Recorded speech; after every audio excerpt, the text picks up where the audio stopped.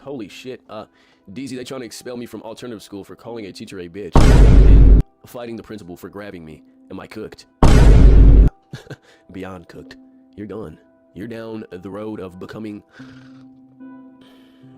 a cellmate to somebody.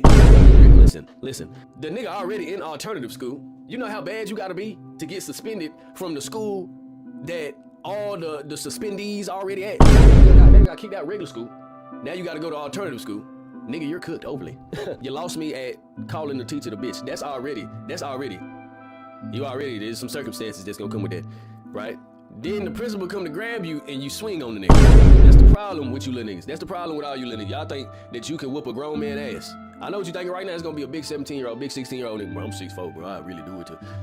That might be true. You niggas been eating steroid chicken and shit like that in school. You know, Michelle Obama fucked us when we was in school. You know, yeah, I know if you watching right now, yeah, that pizza line, that pizza wasn't pizza in no more. Got rid of the regular nacho cheese Doritos. These niggas want to put in some healthy motherfucking Dorito. Them hoes ain't had no seasoning on them.